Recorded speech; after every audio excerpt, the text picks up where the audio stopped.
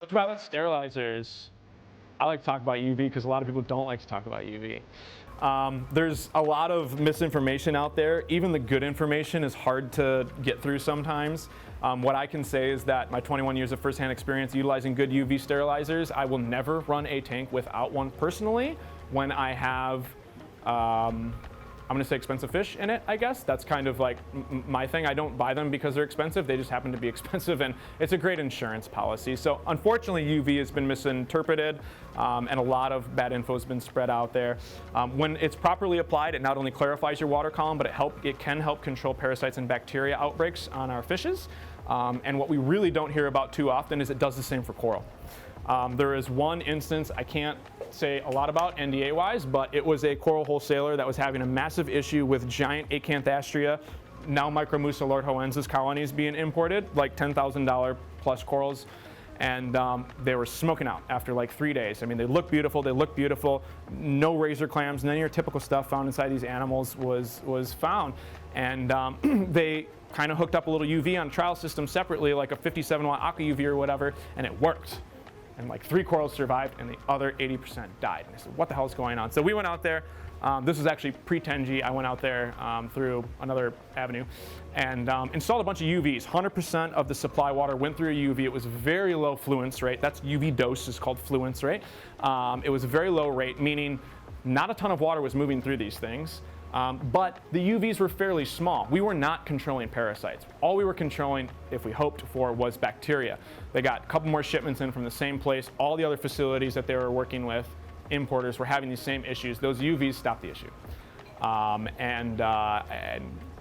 Unfortunately, I can't say a whole hell of a lot more about it, but we saved hundreds and hundreds of thousands of dollars of coral with UVs, and you'd still, to this day, that was over 10 years ago. You still don't hear a lot of people talking about UVs and corals, but there's a reason for that. UVs, all the information we have from UVs is from the public drinking water. We're just borrowing the information and adapting it to our world. There's a ton of research money in keeping humans safe and our drinking water safe. That makes sense, right? Crazy, right? There's not a ton of money in looking at UVs for fish, even on aquaculture. There's zero money looking at it for hobbyists and corals. So if we want to put pool together, let me know. It'll always be anecdotal stuff. But anyways, I'm a really firm believer in this. Do you have to have one? No, you don't have to have one. But if you want to do it, there's good and bad ways to do it. And I truly believe a good one can only help your system. Sometimes we hear about, it kills the good stuff too. I'm like, what's the good stuff? What are you missing? What's it killing that I'm not seeing? What am I missing out on? Because I have like dozens of hundreds of tanks around the country that don't show me any of this. And this is just kind of a graph. You don't have to get bored with this stuff. If you're going to get into it, buy a trustworthy brand. Buy something you see in public aquariums, you see fish stores using, you see people that at least you think know what the hell they're talking about. Feel free to hit me up too. There's only a couple brands that we use because there's only a couple brands that actually put out real data. The rest of them are kind of like winging it. I've actually intentionally reached out to a couple of hobbyist things, probably for fun.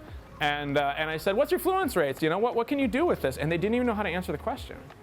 Like, you know, if you can't tell me how many miles per gallon my new car is going to get, you know, what the hell are you doing? So there's a lot of shenanigans out there, so just be careful with it.